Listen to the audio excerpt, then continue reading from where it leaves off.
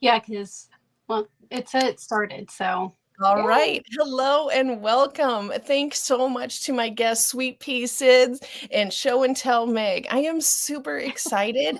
I had gotten a crazy idea, and these two gals were like not scared off. So You I'm can't super scare excited. me. It does take more than that. I do know that.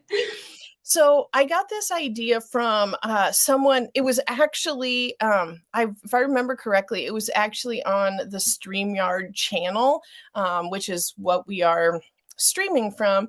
And they were just like, "What can we help you with?" And I was like, "Oh my gosh, that's to me seems like a great idea because a lot of times in my questions, like down in the comments and videos, I get questions that I'm not remotely qualified to answer. People will be like, ask, "Oh, that's great, but how do I do this in knitting?" Or something just "Oh, what's your favorite um cotton for dishcloths?" And I'm like, "Ah, crap, I don't know." So I just kind of wanted to put this together and see how it goes. So I really, really appreciate you guys yeah, not being scared away. So I think Yeah. what I will do real quick here is we'll just do a few quick introductions. My name is Shannon. I'm from Shannon Talks Yarn, and my content is mostly just kind of like feel good, some productivity with crochet, some positivity, and I don't even know what to call what I do, but I just have fun. I enjoy talking about crochet and how it kind of works into my daily life. So I'm going to hand it over to Sydney and she can tell you a little bit about herself and then we'll hand it over to Meg. Well, hi everyone. My name is Sydney, and my channel name is Sweet Pieces Inspirations. So, I am an avid fiber artist. I process fibers, I spin those fibers, and I make anything that's weaving, crocheting, knitting, and I actually just got into needle tatting as well. So my channels, I kind of just do tutorials. Sometimes I do time lapse videos or show you how or behind the scenes of what exactly I'm doing, and go from there. So Thank you. yes, ma'am. I am Megan, Show and Tell Meg, and I'm fairly newer to YouTube. I've only been doing it since about February, but I have been making things basically my whole life, and the last 12 years I've been very heavy into crocheting, knitting, sewing my own clothes. And so this year I decided to try to do a YouTube channel to kind of same kind of thing, like share the process. And I pick up random hobbies as well. I have a spinning wheel back there that it was a goal of mine to learn how to use this year, and I have yet to do. Um, but yeah, I have more hobbies than I have any business doing, and they're usually all fiber, fabric making related. So yeah. It's awesome. Awesome. Well, I thought I would kind of start things out here and just ask you guys a couple questions to kind of get things rolling. And you definitely don't have to have questions for us if you are in the chat or watching. But we've just got a really varied sense of hobbies and skills and things we love. So my question for Sydney, I'm going to start with you, is if you've been following along some of my content, I've been getting very distracted by like absolutely beautiful hand spun yarns. I've got one right here that really kind of helped inspire me. This one was actually spun by Sydney. So I I've been getting very distracted by the idea of spinning, and then I've also gotten very distracted by the idea of dyeing. And it kind of feels like dyeing might be a cheaper segue into a hobby than spinning. But I'm just like, I just don't even know where to start. So, do you have any advice, Sydney, for someone maybe like me who um, doesn't really have any experience with these other ones and just kind of like, what's a good place to start if you have like 10 things you want to learn? So it so what I did, I obviously before spinning, I already knew how to knit, I already knew how to crochet. So spinning, I just kind of really went out on a limb and just picked I started off with an electric, and then I moved into manual spinning wheel. But a lot of people will actually do drop spindles because it is a cheaper route and it kind of gets you to know the basis of spinning and drafting your fibers, because when you are spinning singles, that's what you're doing. And then you apply those together. But as far as just starting or which one to start off with first, I would definitely try to do dyeing first. It's just like you said, it is a lot easier and it's a little bit cheaper. I really, I really don't know how to answer that question, because for me, it was just kind of threw myself out there and just picked things up during the way.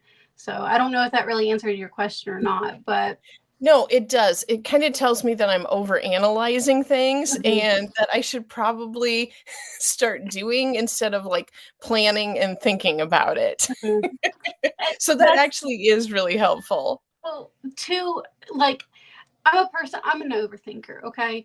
So if I sit there and I think, I'm going to do this on this day, I'm going to do it on this, do it, that day comes around and I'm not going to do it.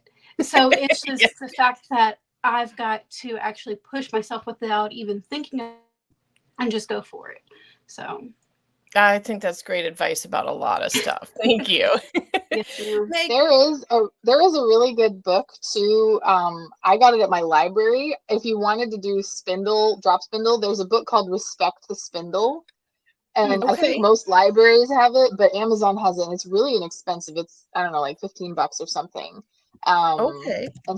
And you can get spindles. You can make a spindle out of an old CD and a dowel rod if you were Oh my really gosh. wanting to Yeah. keep it inexpensive. So Yep. yeah, like you can get them for really inexpensive. You don't have to like buy some hand turned fancy, like that's obviously lovely, but you can make it out of very minimal materials. And so Yeah. spinning drop spindle can be really cheap. Hmm. Can you tell me the name of that book again? I'm going to put it in the chat. You Here, I said have it on my respectful? shelf. Oh, Yeah, it's called okay. That's Respect even the better. Spindle. I can show it. It is Respect the Spindle by Abby Frankamont. Okay. Yep. So I Awesome. first got Thank it from the you. library, but it was really good, so I bought my own copy. But Awesome. Now, does that book not that go I've done it. Now, does that book go into like fibers and stuff like that, or how to hand It quarter? does. It does. Yeah, it has like a section about like the spindle itself, building Okay. one. And then it goes into different types of fibers, the science of spindles, starting to spin. It's got like step-by-step diagram photos. Okay. So yeah, and then how to make it more like you're wanting. So I don't know. It seems, not that I have implemented this knowledge, but it seemed to be pretty comprehensive, and a lot of people recommended it when I was looking Excellent. into like how do you start spinning. So No, that is actually very helpful. I might grab that. So Go ahead. I will. Oh, sorry. No, go ahead. So I did want to ask Meg a little bit because you also do a lot of sewing content. And yeah, I think that a lot of times you watch videos and hear videos, and when you're searching videos, they're like no sew amigurumi, no sew cardigan patterns. But the right. reality is, there's definitely times when sewing could benefit us as crocheters and probably knitters as well. And like I've sewn some buttons on, but for me, like I know I have never I've never put a zipper on anything like a handbag. If I see that, I'm like, Right. nope, picking a different pattern. Right. Is there anything kind of off the top of your head where you're like, crocheters and knitters should know like these sewing skills, if that makes sense? Yeah, I mean, like you're saying with the zipper, you want to know how to do a running stitch, which is literally just in and out of fabric. Um, Probably technically a pick stitch where you're picking up just a little teeny bit of the fabric so you don't see it as much. But things like knowing how to sew on a button are definitely useful. I am a little extra with things like sweaters, and I like to back the button bands with ribbon. And so I actually use a sewing machine. I machine stitch buttonholes to coincide with the ones on the fabric of the knitting or crocheting, and then I sew that on by hand. So yeah, I mean, I think it's one of those things that kind of, even if you don't know it ahead of time, if you're just willing to look up a YouTube video or something as you come to that skill, that's kind of how I've done it over time. Like I might not, sit and practice this particular technique until I'm going to use it. Okay. Yeah. Yeah. So yeah, because seaming is basically running stitches, mattress stitches, and knitting, things like that. It's just a needle in and out. And so it's mostly just learning where you put that and how you tension it. And so I think that those are things you can pick up as you need them. Awesome. So you don't necessarily need a strong base beforehand. Right. I know a lot of people who crochet or knit garments. I know people who machine knit garments who never hand knitted. And I know, it's one of those weird kind of things that I can do this section and I've learned the things that work with that, but I've never had to branch out. But yeah, it can be helpful to know going in, but it's definitely not a requirement. They're fairly easy things to pick up. Awesome. So the first question is from Jody here, and I'll go ahead and give my answer. And then if you guys want to jump in after that, or if you want to pass, you can pass too, and we'll move to the next question. But Jody asked, where do you buy natural fiber yarns at decent prices? So she does a lot of crocheting and kind of wants to move on from, it looks like, some of the acrylic, which I totally get, Jody. I have two places that are my favorite. So the one that's the least expensive, I actually was afraid to order from a long time, and that's the Wool Warehouse in the UK. And I was afraid the shipping was going to be outrageous because it's overseas. So that being said, I did not pay for the DHL. I just did their regular shipping. It cost me $6.50, which I thought was super reasonable for how far it came. But at Wool Warehouse, they have a lot of drops yarn. So I really like drops yarn. And while they do have some acrylic, most of them are natural fibers. Now, the downside with a lot of these European yarns are that they're not like the giant skeins we're used to getting over here. So, like this is a 10-ounce skein, and what you're getting is like a 50-gram ball. So you do have to take that into consideration. But it's a great place to get started. And I think that Drops has a lot of very high quality yarn for the price. That would be my number one pick. And number two would be Knit Picks. So with Knit Picks, they have, I feel like, the most amazing colors. They would be, I feel like, a little bit of a step above the Drops as far as an investment price. But it has really come to be one of my favorites. So if either one of you two want to jump on and share, I know with Sydney, you're probably looking at it from a totally different viewpoint because she's buying like fiber. Yeah, any natural fibers that I have, I've spun them myself. Other than, I think I got in a mystery box or something like that, the sheepies. And it was, I don't even remember what type of fiber or what kind of wool it was, but it was really, really scratchy. And I couldn't deal with it because, I mean, it literally felt like I was putting sandpaper on my skin. That's how scratchy it was. So any kind of natural fibers that I have, I've processed them or bought them as a braid or whatever. So I can't help you there. Unless you want to take up spinning. So I actually have a video coming out about this week.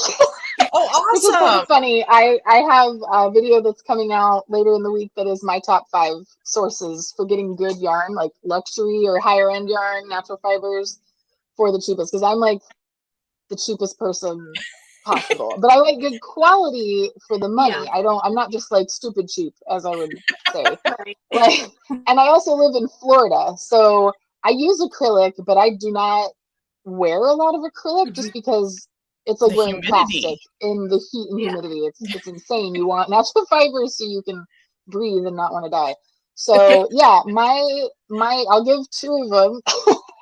My 2 online places that I list on the video are Knit Picks. Knit Picks Okay. is awesome. They also have acrylic and stuff, but mostly natural fibers, and they're a very fair price, but their sales are ridiculously amazing.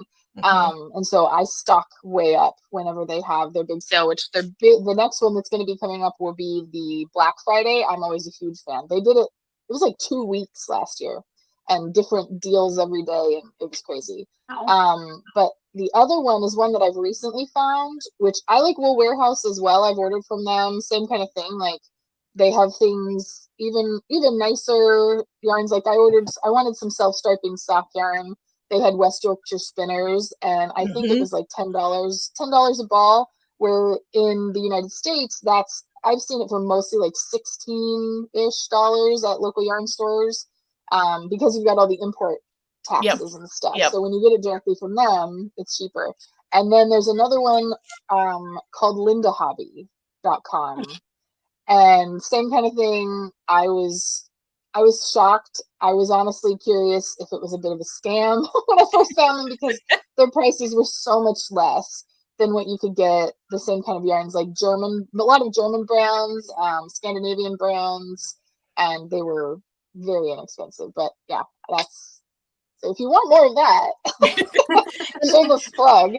That'll be later this Absolutely. week, and I have other sources where I get mine. Like I love fancy yarn. I say yarn curating is like a separate hobby entirely, and I'm very good at that Yeah. one as well. So And I do have a link to both Sydney and Meg's channels down in the description box. So if you do want to pop over there and subscribe to them at any point, that would be awesome.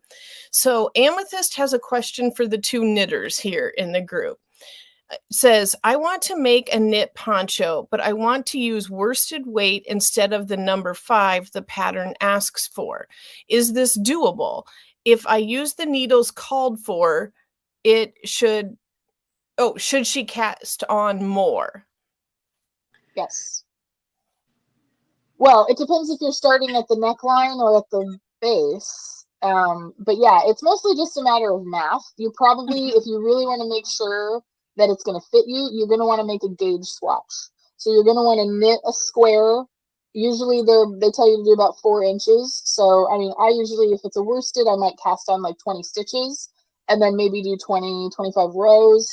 And then once that's done, you can lay out a ruler and count how many stitches per inch that was, and then compare that to the original pattern, because the original pattern should give a gauge as well. So if it's a bulkier yarn, it's going to have said that in 1 inch you'll have fewer stitches. So you just need to figure out what that variable difference is between how many stitches per inch in the bulky and how many stitches per inch in the worsted or whatever it is that you're doing. And then just add that, 1 or 2 stitches to whatever it's telling you, like it's all multiples. And yeah, you can technically change any size weight of pattern just by knitting that gauge swatch and doing some math. So it does take some math, which I don't love, but it's just multiplication, multiplication and division. So yeah, that would be my advice. But that should be pretty easy if it's only one weight difference. Yeah. It'll be a couple of stitches per inch. It's not a big difference. Yeah. And I was thinking, maybe if you use the same needles too, there might be a little bit more drape where you're using a thinner yarn. Right. So you want to kind of be mindful of that too. I don't like what Meg was just saying. I don't think with it just being a one number, or the weight difference is just by 1, I don't think that it would the drape too much, but just be mindful of that as well. I do that Okay. frequently. Like fingering weight patterns, I'll use a sport weight yarn. It's Yeah, usually not that big a yeah, deal. yeah. All right. Okay. So I feel bad because I don't know how is it Amricat? I'm not sure how to pronounce that. I do apologize. I am not always the best at pronunciation, so if I did that wrong, I apologize, or if you could, like, type it out so I can do it right if I did it wrong. So when you say an automatic spinner, are you talking about the, like, electric ones? Or I don't have experience with an electric ball winder. I have, like, a manual one, that I have and use, but I don't have experience with the electric. I have seen a couple videos now, and I had gotten an email from a company and they were like, "Oh, we'll send you this electric ball winder, but you have to do this, this, and this and put it in a video." And I went and looked it up, and you could buy it on their website for like, I don't remember. It was like 70 or $80, but you could get the same thing on Amazon for 50.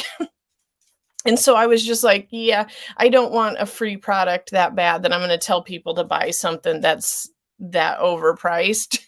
But I could have had an electric ball winder. But I don't have a ton of experience, but I mean, if you are either one, a ball winder. Oh, yeah. Okay. So yeah, I think it would be a good investment for you if I mean, I guess it depends on if you're a person who finds it like a relaxing Zen activity to do it by hand. But yes, that is what I have, like the Knit Picks one right The there. Knit Picks Yeah. one. The Knit Picks one is great. It's not super expensive, and No, it's like I 20, had 25 bucks. yeah, I had a cheap one off of Amazon that I used for years, and I think it cost me like $15. And oh my gosh, this is like a Cadillac in comparison. Like it's so Yeah. much smoother, and this thing stays up, and the other one I had to hold it up with my hand. Yeah, so they're really inexpensive, and it's really, even if you have wrist issues, like you're just going like this, you mount it to a Hmm. table, and I mean it takes a few minutes, but it's not usually that big a deal. If you're getting hanks of yarn, you do want a Swift too. Hmm. Typically, it makes it a lot easier. Hang on, let me grab it. All of It's my always like supplies are back in this right. in this, I'm like so I in. can't grab mine. So it goes like this. She's got one of the And fancy these ones. can, yeah. I mean, the wood ones are just nice. You can get these for a lot less, but they make plastic ones that are 15, Yeah. $20. I want to say the wooden ones are like 40 or 50. But yeah, you put the yarn on this, and then that feeds it onto this as you spin, and so it gives really no resistance. You're just sitting there going like this. It just takes a few minutes. It's I have a friend that has one of the electric ones, and it works good, but you still kind of have to have, or you want to have the Swift as well, the umbrella thing. But you can do it without that. You're going to want a yarn bowl on the floor or something to feed it out of, or you're going to get it where it'll pull the whole skein up and get jammed, which I've done before too. So, but or you can just do it by hand. If a lot of people find that very meditative, I'm too impatient for that. I So am I use the also way too impatient for that. I did, and it makes your skeins sit so nicely. yes. Yeah. Like it gives you this flat side, so I can set this on the table and pull from it, and it's not going to be going all over the place. I wouldn't have to have a yarn bowl if I, these are yarn cakes, is what they call it, is what that means. But yes, it should work in your bowl too. It just, you're gonna find it's not like rolling out and rolling all over the place. So Yeah. definitely a nice little treat if you have been thinking about it. I did have, like, for the scarf I did recently, I had those little mini skeins that were like, I don't know what they were, 10 gram or 20 gram. Mm. And I just did those by hand because I was like, that would definitely take longer than it would be worth. I just did one. That I'm like, is too well, I got funny. this, but well, because it was a sock set, and so it had Okay. the 20 gram with it, and I'm like, well, I already have this out, why not? It does want to come undone a lot easier though because it is smaller. Like this one Yeah. kind of stays together. This one wants to like unwind, but yeah. That is funny. It's They're good fun and morning. they're very entertaining. I want to say good morning to Lisa. Lisa is a friend of mine. We used to work together, and Lisa is like one of the main reasons that I have a channel on YouTube because we had both been talking about it forever. And I had like 4 or 6 videos just on my phone, and I was too scared to upload them. And so then she just came into work one day and was like, all right, we're doing it. We're uploading. So she's been an extremely positive influence in my life, and I'm very grateful for that. I was going to ask, is she the one that got you started on YouTube? Yep. Sometimes like because I knew I wanted to do it, but I just I guess needed like a little push in the right direction. Right. So Which is understandable. mhm. It's weird to Yep. like put yourself out there in front of Yes. everybody, like everyone watch me. It's like, what does anyone care what I have to say? So Oh yeah, yeah. it's very And weird. it's don't you feel like too it's such a weird balance of like because I'm a little bit older than you guys. And so, like, Too much. I didn't, there was no internet when I was a kid. And it was just one of those where, like, there wasn't selfies when I was a teenager, like that type of stuff. So, like, I kid you not, I had to, like, practice doing selfies to like make a thumbnail and like it felt weird, like that weird self promotion, and you're like you have to realize like, okay, this is marketing, this is okay. It's not you being an idiot show off, but it feels like that. It does feel like it. Yeah. I did sewing blogging back in the day. Like I'm not that young. I mean I'm not that old, but I'm not that young. I'm almost 40. So um like 10, 12 years ago and until now, I mean I still do it, but I did blogging in like the heyday of blogging. Hmm. And so I got used to taking pictures of myself wearing the stuff I made then, which was really weird. But yeah, like it just takes kind of, you have to rewire your brain. You're like, I'm showing what I made. I'm not like, look at Yes. me. I look so hot in this outfit. Like it's a Yes. weird difference. But yeah, it is marketing Hmm. yourself. And so figuring out how much is trying not to seem like I'm so cool, look at me, and how much is Yes. no, it's this thing that I made. Yeah, it's Yeah, weird. that's the issues that I have is I don't mind taking selfies. I grew up in the selfie era. So as far as taking selfies, I don't have an issue with. It's the like she was talking about promoting myself, but making sure it's not I'm just all about myself and Right. over promoting. That's the issues that Yeah. I have. And sometimes I feel like even what I do is still over promoting. So Oh, yeah. I don't think you do. I I always feel get that way excited when I see your thumbnails and your Instagram posts. Well, I'm talking about like my Etsy shop or stuff like that. Oh, That's but yeah, I feel like if I feel like if I share it once or twice a week, it's too much. But then you look at other people and I mean they're posting something every day. So yeah. it's just the thing that I have in the back of my mind. And just for the record, I have both Sydney's Etsy shop and Meg's blog down in the description box linked. Oh.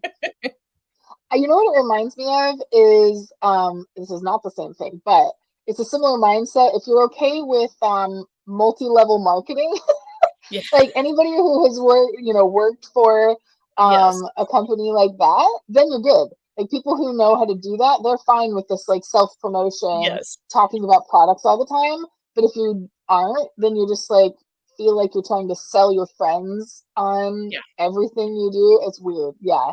Yeah. Well, and So I think, and if Lisa's still on here, I hate to say it, but she will know exactly who I'm talking about. But like, there's a couple in our town, and it's like they post on Facebook, like to the general population, like every little detail and every little achievement and every little thing. And so it feels very like salesy, even though it's not a sales, it's just like their normal Facebook.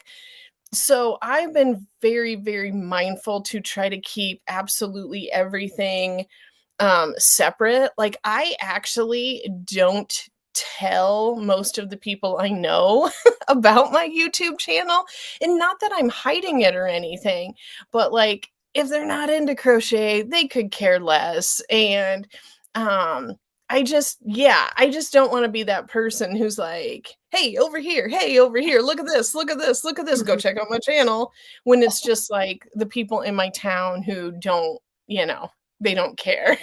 Right. Yep. Hello. Okay, we do have another question. Oh, Lisa says I did it all on my own and she just gave me a nudge. Thank you, Lisa. Okay. Yes. So, do you recommend a good Swift that's reasonably priced? Are you want to go a cheaper route or a more expensive route? Yeah, that's the thing. Go ahead and I'm is trying it to see how much D this one Mary's goes for. crochet? Yeah. Like what do you classify as reasonably priced? Like This Here's one, I mean, I have this because it was the cheapest for the money. That wasn't one of the plastic metal ones because those I just felt like they'd be more flimsy. they are. I believe this one, yeah, I believe this one came from Amazon. It was a Stanwood Needlecraft. I'm looking it up right now to see how much it goes for now because I got this years ago. So it's not nothing. It was 55. They do have a different one. There's a different style that doesn't umbrella like this, where it's just this X with some pegs on it that sits on your tabletop. Those are cheaper, and they have one of those that's $44.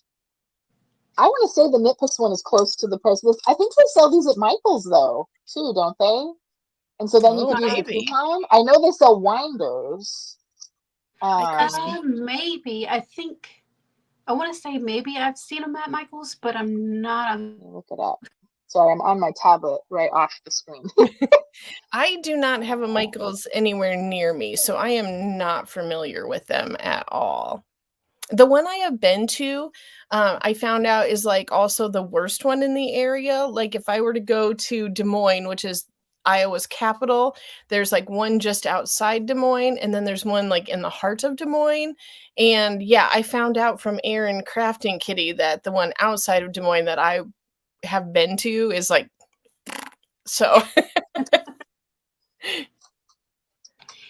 Yeah, if you're wanting to get just like a cheap one to say that you've got a yarn Swift, or if you need to just kick up a few hanks, then I would maybe, if you're wanting to go the cheapest route possible, get one of plastic ones, but they're not the best. I will say that. I have one of those just because I got one to get one. That's when I started my spinning journey, and so obviously hank up whatever I was spinning, and I just got one to get one, and it's really, really flimsy. I've done broke with the plastic a time or two. It's not the most practical thing, but if you're just getting one to get one, then Yeah. Well, but and then there's you definitely pay for, so There's definitely something to be said, though, for getting something budget priced if you don't know if you're going to like something and use it. And you can be like, hey, I'm going to use this for a year. And if I like it, I'll invest in something better next year. And I can sell this or give it away or, whatever. Yeah. You know. which I the will say plastic. these, right, the plastic ones, it's one of those decisions of how much is it going to end up costing me in the lifetime of it. This is Mm-hmm. definitely cheaper in the great span of things. Like if you really love Right. knitting, crocheting, and you know you're going to be using yarn a lot, and you like it's inevitable. We all start off in big box stores where everything's scanned up, and then we get Yep. into the fancy stuff, and that's always going to come in a hank. And so you're going to have to wind it somehow. So like 55 for this, that's going to last me indefinitely, and even if it breaks, these are all held together with like cotton twine. I could easily fix that. Where the plastic ones, once the plastic is broken, maybe you spent $20 or $25 on it, and if you're having to buy multiples, it can end up being more expensive in the long run. Right. So yeah. And if you think about it, like what everybody's yarn budget is different, but that could be something where you just devote your yarn budget resources to the Swift that month and maybe go a month or two without purchasing yarn. So everything is doable. So Right. So Michael's website just loaded. It was thinking for a long time, and their wooden one is $32.99. Oh, That's that actually seems fantastic. like And it'd then be it great. says and then it says they have another 30% off. So like yeah, if you have a Michael's near you, or even sometimes they have deals on shipping, I would say that's probably the cheapest one I've seen, because usually And they're in the 50-ish range. what brand is that? It's just Loops and Threads, which is Michael's house brand. Yeah, because So that's not a bad deal it at looks all. I mean, exactly, yeah, it looks exactly like mine.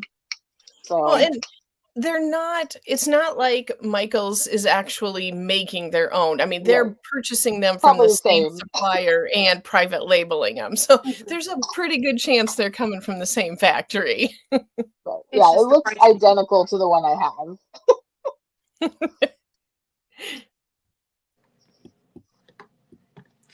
So, Meg, I have a question for you because I have a sewing machine, but Mm. I have not used it in 4 years because I've tried sewing and I just couldn't get the overall concept of it. So, what would you recommend for somebody who's wanting to get into using a sewing machine? What would be the best thing to start off with? So all of the different hobbies that I have dabbled in, other than YouTube, like YouTube is, if you can find the right videos, you can get it for free. You know what I mean? Like there's Yeah. people who are, sewing 101. I was a craftsy addict 10, 12 years ago, and like again, like the heyday of Craftsy, before Craftsy was a subscription when you bought individual classes. um I know they have basic sewing classes. They had a serger class. I did like a tailoring class. Like they have all these really specific sewing related classes, but they do have ones that are absolute basic, and they do the deal all the time that's like 250 for your first year on a subscription. So it might Mhm. not be something that you subscribe to later, because I think it's like 100 or something after that. But for that first year, that's like I've learned, that's how I learned how to crochet amigurumi. It's how I learned how to knit. It's how I learned how to do a lot of the sewing stuff that I do. So I Mhm. always recommend them, because some of the newer classes are a little short and sweet, so to speak. But the older classes, they are extremely detailed, and you could totally learn how to do whatever. Okay. So that would be my recommendation. Now, do you have a channel that you would recommend? Um, Hmm. Other than show and tell Meg. Right. Well, I don't even have like sewing basic stuff. I mean, I have the basic t-shirt, I guess, but um I don't really know, because most of the people that I follow are like historical sewing, which is a whole different ball game. Like Those are weird neat things that to I haven't watch. necessarily. They are, and I dabble in that, but I'm like, that is so much time. I would rather make mhm. something more practical. Yeah. But I did make a corset last year, so um yeah, I mean, there's a few.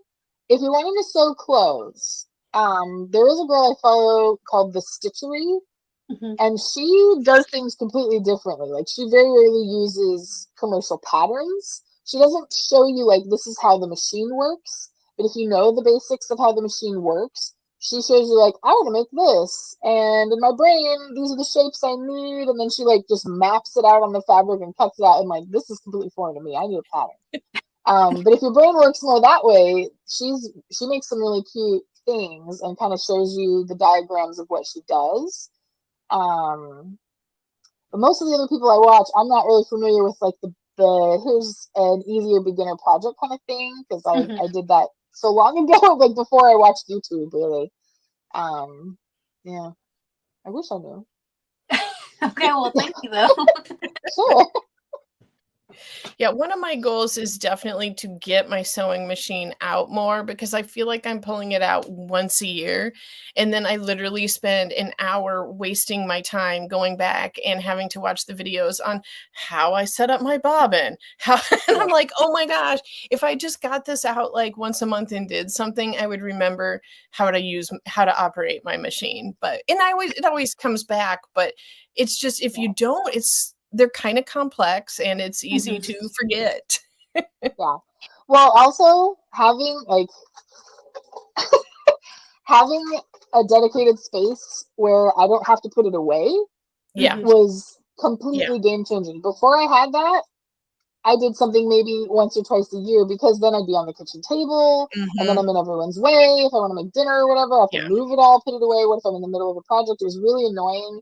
And so just the thought of, oh, I have to pull the machine out and set it up, Yeah. that was enough to make me not do anything. Right. But being able, like, I mean, I'm very lucky.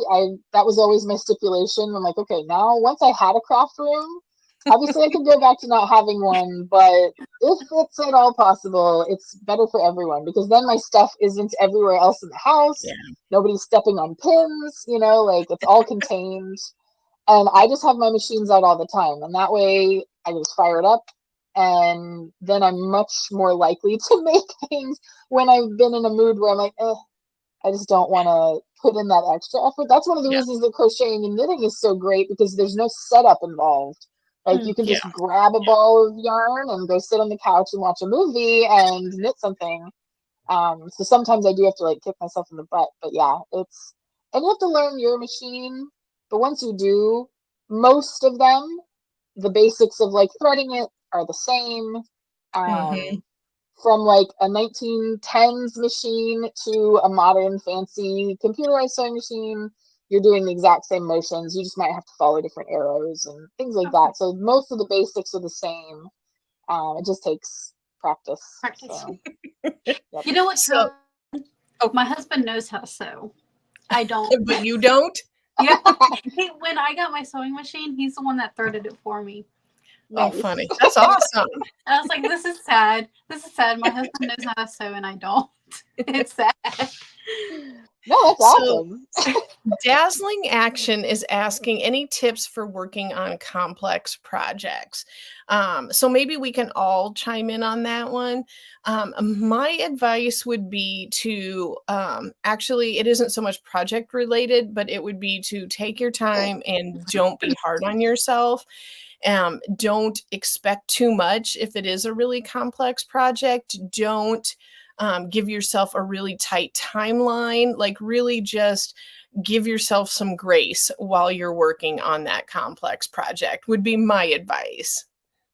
And like, also, I would add in if like the designer or whatever, if it's a tutorial, if they actually go out and say what exactly the stitch is, I would maybe learn that stitch first and then go back to that project, just because that way you can get an overall idea of how to do a certain stitch or whatever you're doing, or even try something more basic.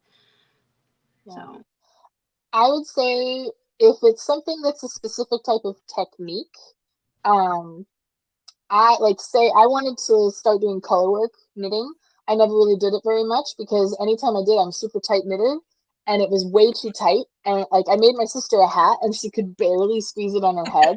And so that just like made me not want to make it anymore. And so this year I was like, no, I really want to get better at this. And so I started watching videos about it. I always recommend Craftsy. I've watched like Craftsy classes on it, but you could watch YouTube too. Like there's a lot of people who have like tips with knitting color work. And so then I could see like, okay, I need to make sure that I push and space out my stuff and I catch my floats and things like that. Like you get the pointers from those types of videos, like top 5 tips of knitting this or crocheting this stitch. And I find that doing that little bit of prep work at least makes me feel a little better about trying it myself, like I'm giving myself a better shot at success. But same thing as Shannon saying, like, if it's the first time you're doing something, you have to just let go of it a little bit and be like, I'm probably not going to be great at it, but that's okay because then I will learn what not to do for the next time. And each time you do it, it gets better. Like, I have made, I don't know how many lacy things in knitting. And I just this last month finished a pair of lace socks that are so tight I can bear. I mean, I thought I was going to rip the yarn getting them on my foot to take photos of them. Like, I don't think I'm going to be able to wear these. And I've made socks before and I have made lace. So, sometimes things just happen and you just have to kind of go with it. Be like, well, I enjoyed the knitting process. So maybe I didn't get a nice item out of it. They look pretty. I just can't use them. So, yeah. So, Crystal, I want to say, like, so as far as getting a sewing machine, what I primarily use, I actually got mine at Walmart. It is not like top of the line, but it had pretty decent reviews. It's the Singer Heavy Duty, is what I got. I paid $125 for it.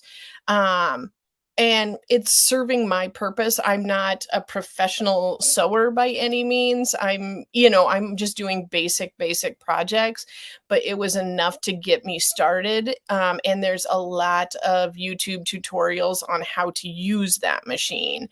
That being said, before that, I bought a sewing machine at a yard sale, and it was a 1949 domestic, and it is amazing. It is like a powerhouse. Everything is metal. I swear the thing weighs 50 pounds trying to get it up on the table.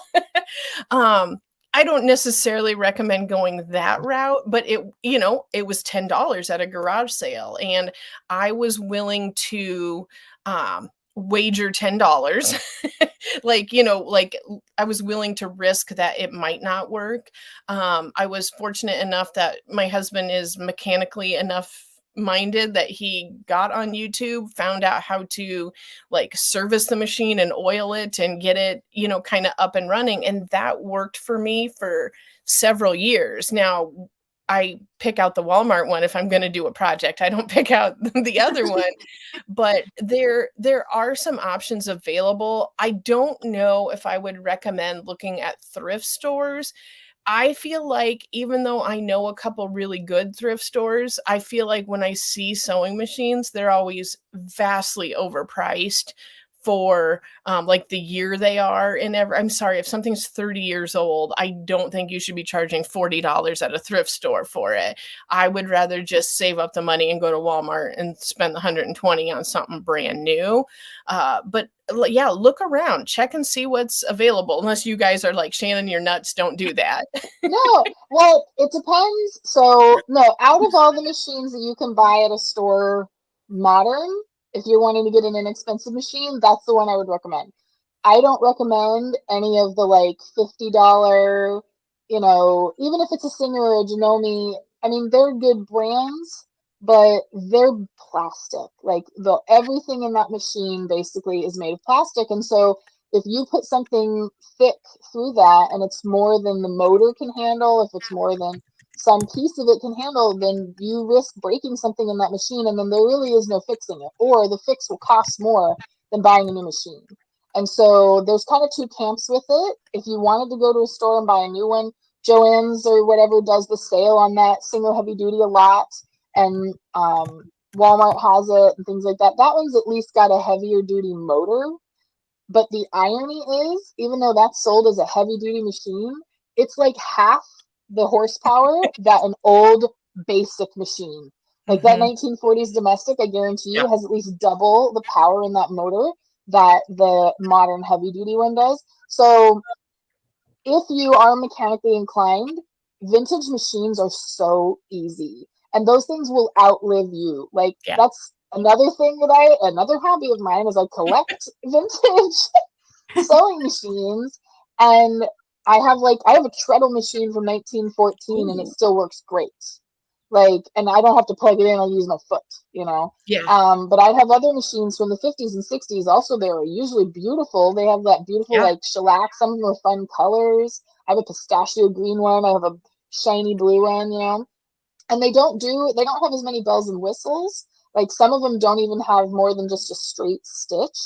But honestly, 90% of sewing is just needing a straight stitch. Like over the years, I've upgraded. This is old too, though. I bought this secondhand.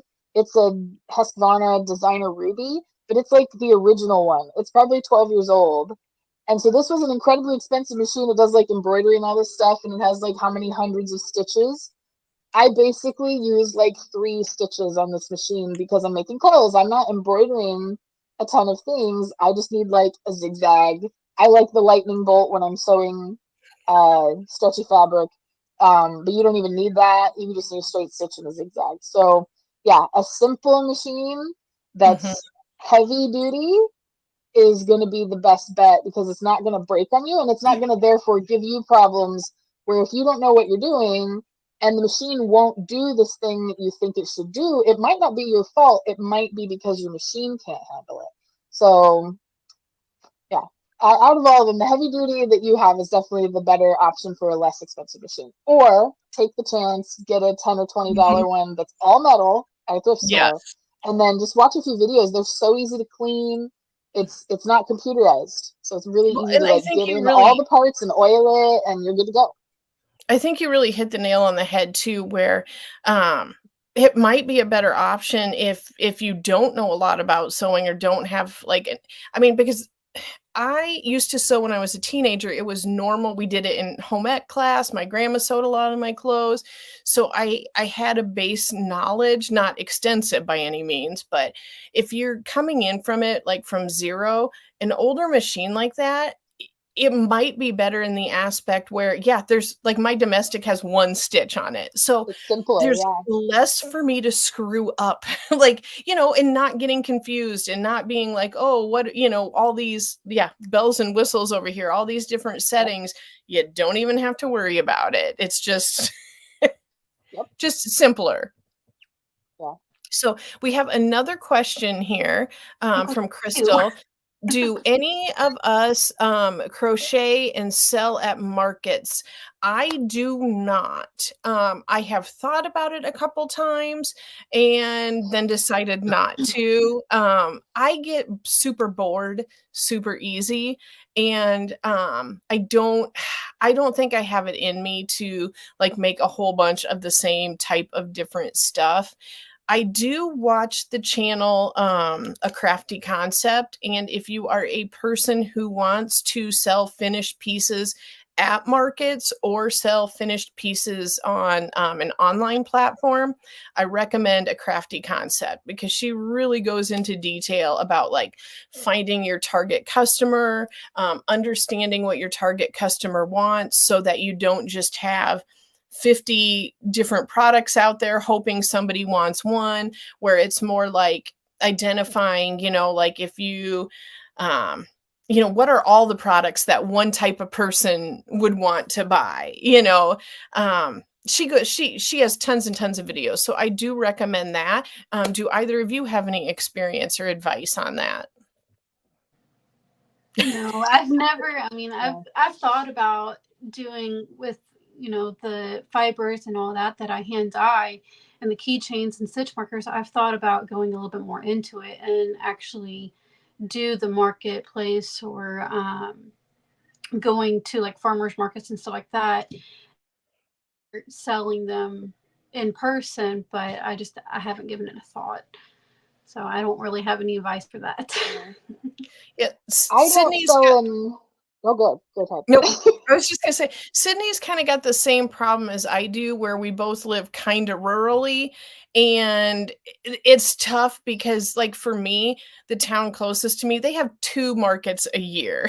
Like, there's a fall and a spring, and there just aren't a ton of people coming into the market because it's such a small area, and there aren't other things to do in this town, so you're not getting people from other towns. So I feel like for me to be successful, I would have to travel an hour to different towns. And, like I said, I'm sure it's the same way with Sydney, where it's just like, I just don't know if for us that would be a profitable thing to do. Yeah, like down here in South Carolina, they have a few. They're always having like arts and crafts, but I've went to a lot of them, and it's just mainly paintings. And as far as like crocheting or knitting, there's nothing there for it. And I was talking to one person that I've actually seen have a, what are they called, a vendor, Mm-hmm. yeah. I asked her, I said, so how, like, do you do really well with these or what? And she's like, it just kind of really depends on where you're at, too. She said, where the last one that I went to, she said that it really doesn't do very well. But if she goes down further south, then it does really well. So it just kind of really depends on where you're at. I would really, really love to, is it, it's one of the fiber arts crafts. I can't remember the actual name of it, but I would love love to get into one of those. Love. But all of them are usually about 3 hours away from us. So it's between there and back, it's just not worth it. Mm-hmm. So Yeah. I've dabbled in things. I haven't ever done like a market or anything like that. I did though. I before I was obsessed with knitting and making things, I was obsessed with weird photography and like and so I say weird photography, like experimental film stuff and before the days of crazy of everything digital. And um my ex-husband and I made it into a business and we did wedding photos and stuff like that, and it got to where it just felt like work. Anytime I grabbed a camera, even though that was my hobby, like I just go on walks and take pictures of things and then do fancy stuff with it later. Like I lost even the desire to do that because it just felt like work. And so yeah, I also work for a family business, and so I've been in the entrepreneurial kind of mindset my whole life, and it's a different thing. Like I actually recently saw a video where somebody was talking about how she doesn't want to sell you anything and how she knows that it's like a compliment when people are like, oh, where can I buy that? You know, we mean it nicely, but like you're telling someone to be a business person when they might not have any of the business sense. Like, so it's that then you have to have customer service and you have to know how all these platforms work, and or go to fairs and maybe not sell a thing, and you or have an entire room in your house full of the same stuffed animal that you've spent all your spare time doing. And so it's an interesting kind of thing. Like it's great for people who can do it and love it and are successful at it, but I think so many people try it and get burnt out, and then they end up hating what they loved to do. Yeah. You know, like it happened to me with a different hobby. So I'm like, nope, I'm not I'm not selling anything. I'm just making what I want to make. We just lost part of your audio, Meg. You got real quiet. yeah, I think something with your I could still hear you, but you got real quiet. yeah. No, I think my headphones freaked out. Hold on just a second. So Robin is saying that she's been crocheting for over a year, but her tension has never been good or consistent. Do tension rings help, or is it something you just get the hang of over time? In my experience, I feel like we all kind of have our own tension, and that's why a gauge swatch is good. To be. You want me to hold on for a second? sorry, can you hear Nope, me we're now? good. Yep, we're good. Okay. So, like, I know that when I started out crocheting, my tension was so tight for like several years. Like, tight enough my hand would hurt. And I just had to be very mindful as time went on to just try to relax my hand. And I am kind of a loose crocheter now. So I just know, like, okay, my stitches are probably going to be a little bit looser. If it's something where I would want to match that, I might go down like half a crochet hook size to try to make that tension work. Just something to kind of think about there. Do you guys have any tension advice as well? I've tried using those tension rings and I've not been successful with them. I don't care for them. But I think your tension just comes over with time. If you're still having issues after like relaxing or trying to relax or whatever, the best thing that you can do is go up in a hook size. And like Shannon was saying, the best thing to do is do a gauge swatch. So I've never tried it, but there is one that's always sounded really intriguing to me because I've tried the rings too and they don't do anything. I just have like a certain way that I wrap mine and I can know that I have tension on it.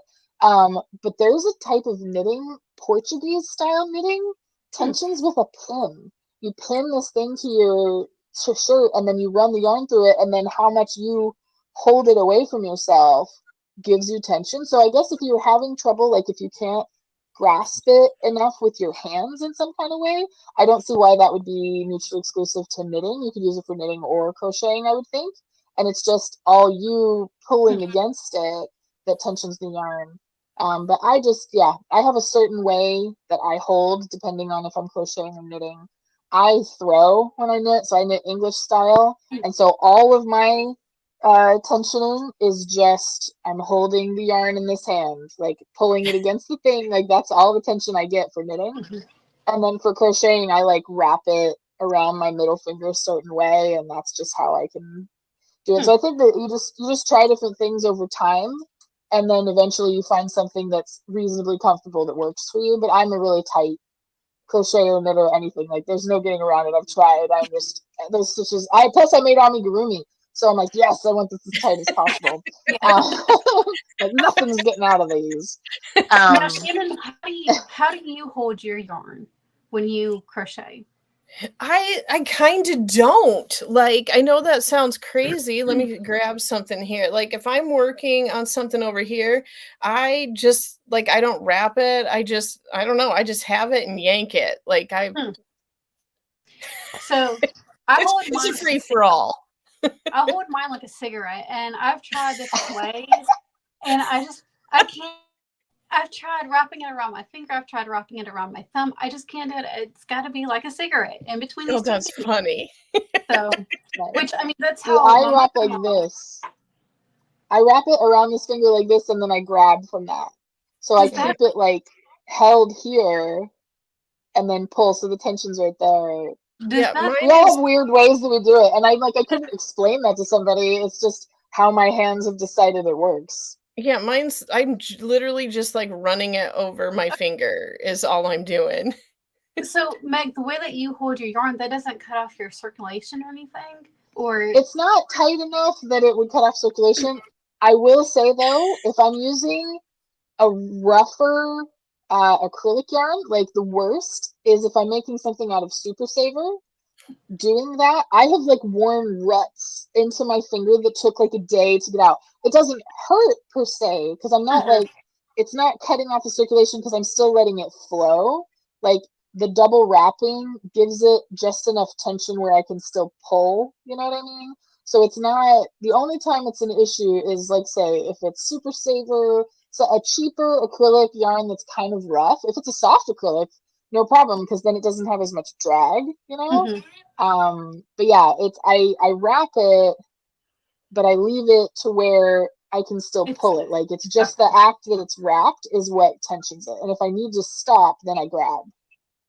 So So Leah is asking or saying something that's like a very common problem I think a lot of us has faced, and that is when you're starting out and you're buying a bunch of random yarns and then you come to realize you don't really like those and you like other things, and what should she do with them?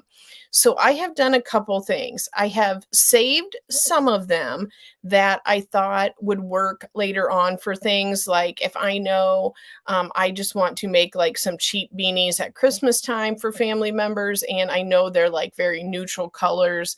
I have saved those yarn just for future use. I have also gone through and I gifted a bunch of my yarns to some younger girls that were learning to crochet because I felt that it in that aspect it wasn't like I wasted my money because I was helping my friends' granddaughters, and they were like bright colors that I would never use, and I know that they liked them, so I felt like that went to a good place. Because for me, if I have yarn that is a fiber I don't like or a color I don't like, it will sit there for literally ever. I even have a bag that I put together because I do some like small little newborn beanies for donation. And I put some of the yarns that would work well for those in there. And I won't even use those. I need to just get rid of those too. So I would suggest just being realistic with yourself. And if you don't like them, and you've really moved on, maybe sell them. If it's not something that you want to, like, if you feel like I don't really just want to give these away, maybe group them by fiber, by color, something like that. And yeah, throw them up on a site, whether it's like Facebook Marketplace or anywhere, and maybe just, yeah, try to mitigate your loss a little bit in that aspect, because the ones that I won't use, I literally will just never use them at all. that, or I mean, you can always do scrap blankets. I know right now a lot of people are doing taking their scrap yarn and making cakes out of them. So, I mean, that's another choice too. So that way you're not, if you still want to use something or do something with them, then there's a few different options. Yeah. I did the Facebook Marketplace route back when Walmart decided that they weren't going to have a craft section anymore. They clearanced everything, and I got skeins of like Quran, what is that? Simply Soft for like Yep. $1.50 a skein. And so I bought like an entire Rubbermaid tub full of this yarn. And then I learned that I hated it. It was so splitty. Like crocheting with it was a nightmare. I could knit with it a bit. It was a little better for that, but it was horrible to crochet with. And so I kept it for years, this huge tub. And then finally I just like accepted that I'm not going to use it. And I just did it. I got it for so cheap that I was able to kind of recoup my money. But, sometimes we just have to accept that we're going to take a bit of a loss and pass it along as a deal to somebody else. But at least I'd be getting something for it. Maybe I get $1 a skein for some things that I maybe paid $3 or $4 for, but at least it's something. Yeah, it's sometimes we just have to let it go and let the space accept the new yarn that we do like. Yes, I agree. So Jaden asks, I about started talking like you Southern ladies. Do y'all have any tips for starting to make crafty YouTube videos? I just got a webcam and I want to start making stuff. So I'm super excited you asked that question, Jaden, because I'm not going to announce it anywhere else yet. I'm just going to say it here. So if you're not on the live, you won't even know. But in January, I'm starting a second YouTube channel of actually just tips for making crafty YouTube videos. So I'm starting a super, super duper basic, like starting from scratch, like, why are you doing this? Just like really basic stuff. So if you don't want to wait until January, Jaden, I would suggest just checking out some YouTube best practices as far as filming goes. Look up different things as far as like how to film, what to film, like how to get the best definition, what microphone to use if you're using a microphone, like This all is of like the. a $15 Amazon microphone, and it works great. And I use it Yep, with my phone. I film everything with my phone and natural lighting. And I have a tripod in this, and that's basically all you really yep, need. So, exactly. and editing Yes, software. yes. What do you I guys use? I use DaVinci. I just use the iMovie. So I have an iPhone and then I airdrop my video to, I have what is it called? Like a MacBook Air. It's like the cheapest one. I mean, nothing of Apple's is cheap, unfortunately, but so I airdrop it over here and then I use iMovie, which came on it. But I do think, and I can say this because both of you guys edit your videos, but I do think that editing is probably one of the most important things that you should focus on, Jaden, if you're kind of looking into different things, because I think it does kind of make or break a video. Honest to God, I am not exaggerating when I say this. Like, I speak in hyperbole all the time, but honest to God, I probably cut out 10 to 12 minutes out of everything I film because I can't think of the words and I'm staring into space for a few seconds. I say, so and I, yes, yes. Yeah. And I literally cut that out. I also was filming the other night and it was kind of dark and my old eyes couldn't read the labels on these things. And so there was like honestly 30 seconds. Like I'm looking at the label to try to see what I'm trying to read. And I had to cut all that out because I showed like 5 different things. So it wasted 2 minutes. And anybody watching that would have clicked out. That's an extreme example. But yep, keep it basic. Use what you have available and just do like get some basic things. They don't have to be expensive, but make sure they have good reviews, and do basic editing. And yeah, find some different YouTube best practices to follow as far as how to set up your channel and things like that. So I use CapCut, but Okay. what I kind of do, because I know you just said that you will cut out like 20 minutes of your video or whatever. What I do is whenever I mess up, I will actually stop and then restart again, just because that's less editing that I gotta do, and it's me, it's less time consuming. It's not for everybody, but that's kind of what I do.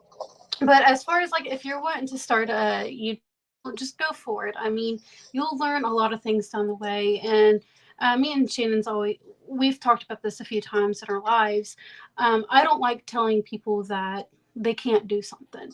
So I would definitely give it a go. And I mean, if you decide later on if it's for you, then it is. And then if not, then the best thing that you can say is you did try. So I definitely recommend anybody that wants to start a YouTube channel, just go for it. Yep. So. Yeah, I agree. I think that like what they say, the most important thing is the things that people click off for are bad lighting, bad audio, and bad editing. So yeah, you really don't need anything more than just something to set your phone on. Natural light. I do not film. I very rarely film when I'm not like next to a window. You want to know some basics of light. Like I came from a photography background, so I already knew that. So yeah, you just kind of use. I mean, we take so many selfies and stuff nowadays. You know, just if it looks good to you, then it's probably fine.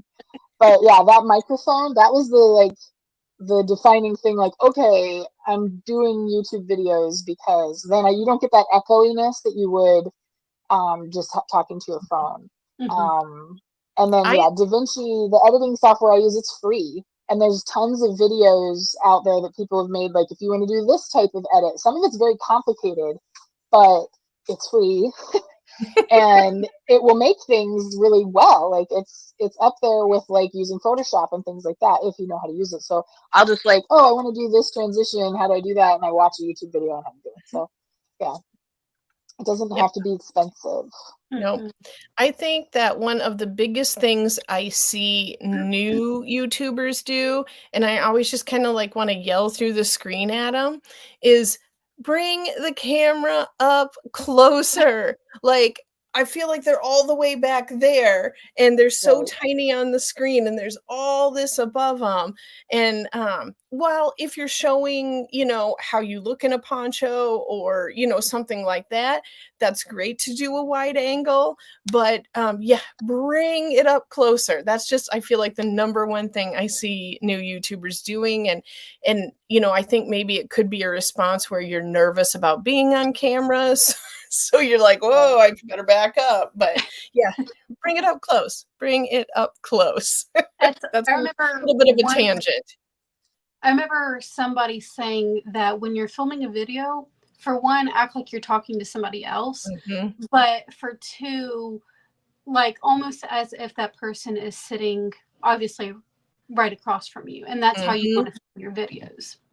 So where it's pretty much shoulders, maybe a little bit of chest. So yep, there's that thing. It's like, what is it, like the rule of thirds or whatever, where you if your camera lens was in grid, or like right here or right here. Yeah, you imagine a grid. That's why Instagram gives you that grid when you crop things down. You want to be in one of those little corners or in the center or fully in one of the edges. Yeah. Yep. So did we miss any questions here? I've had a lot of comments and appreciate people popping in the comments. I just don't want to miss anything. So if you have a question you haven't asked, please feel free to throw that up there. Good morning, and I appreciate everybody popping on as well. So yeah, we had more people than I thought we might, being a Monday morning. I was I know. Be able to watch? Normally, I am at work at this time. We've got Right. some like family stuff going on with my in-laws, with some health stuff. So we are not at work today. My husband is up there helping them out. And I don't know, thought it would be fun to do something different. And so I am not putting out a video tonight then.